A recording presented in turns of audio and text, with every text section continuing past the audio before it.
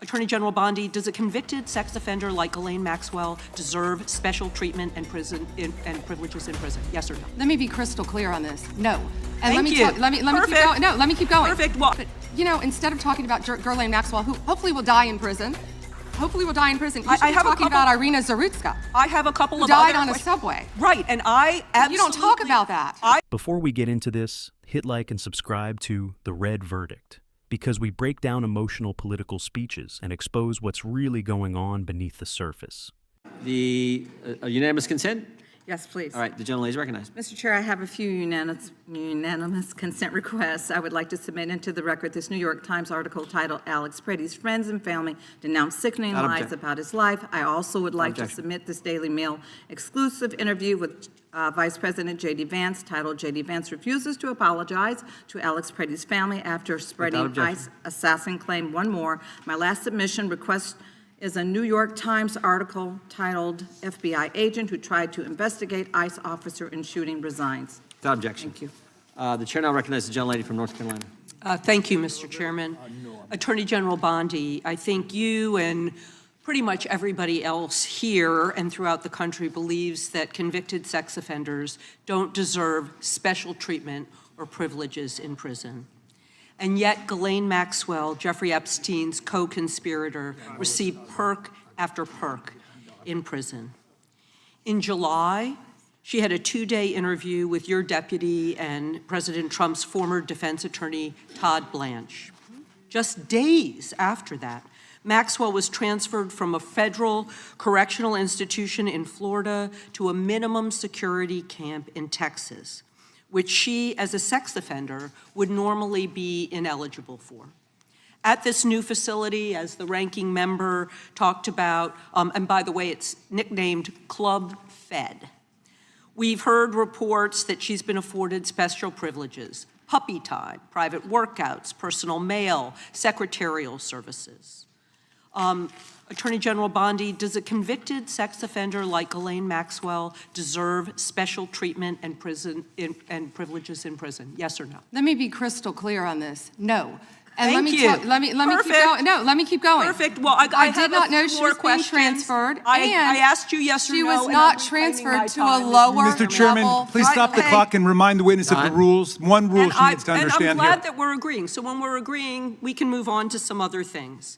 But I want you to know that every time she does get these perks, and it's been publicly reported, that the folks she's abused, the survivors who are sitting here, they see themselves as being denied justice. They feel re-traumatized. And I'm glad that we agree on that. But she should not be in that prison. And she needs to be moved back to a maximum security prison as soon as possible. But what she has told another committee here is that she won't cooperate with them unless she gets clemency from Donald Trump. It's just crazy to consider that she can be wielding this kind of influence within the administration.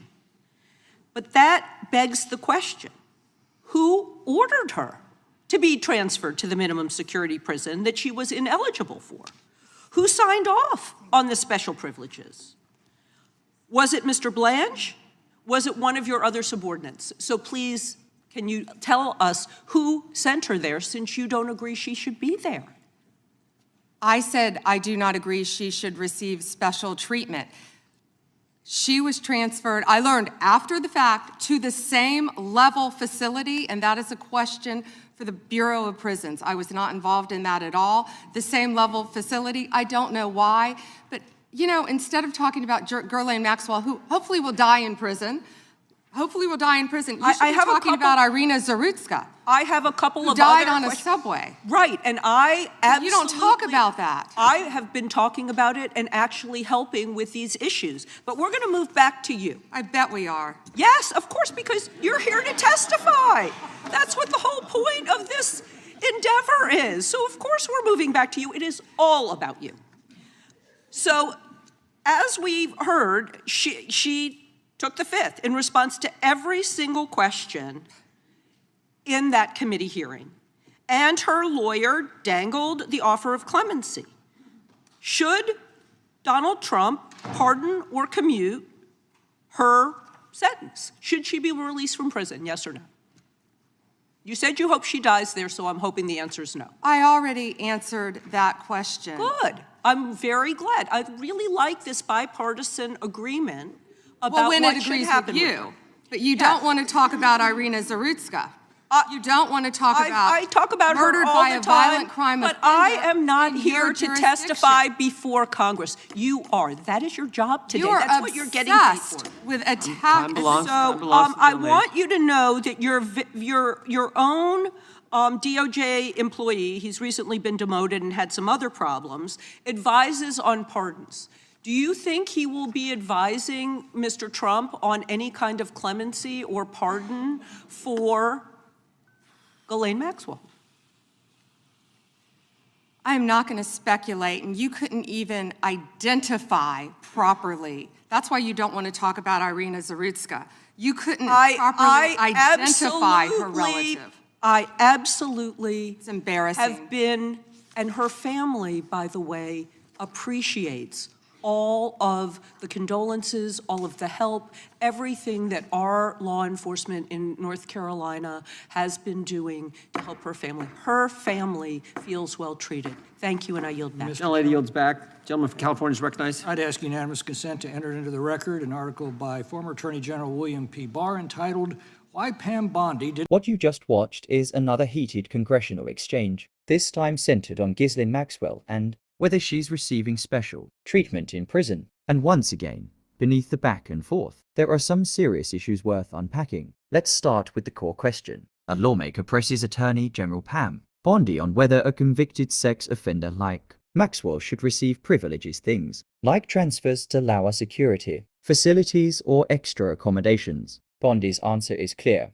no special treatment. That's something almost everyone can agree on. If the justice system is going to have credibility, it has to apply equally, especially in high-profile cases, like this one involving Jeffrey Epstein and his network. But then the conversation shifts to something more complicated: accountability. The lawmaker asks a direct question: who authorized the transfer? Who signed off on the conditions? And here's where things get murky. Bondi says she wasn't involved and points to the Bureau of Prisons. That may very well be true procedurally, but from a public accountability standpoint, it leaves a gap. Because when something this controversial happens, people expect clear answers, not layers of bureaucracy. Then we get into the clemency question. Should Donald Trump consider a pardon or commutation for Maxwell? Bondi avoids speculation, but makes one thing obvious: there's no appetite, at least publicly, for leniency here. And politically, that makes sense. Any suggestion of clemency in a case tied to Epstein would be explosive. Now, here's where the hearing starts to drift. Instead of staying focused on Maxwell and the justice system, the conversation turns into a broader political clash, bringing up unrelated crimes,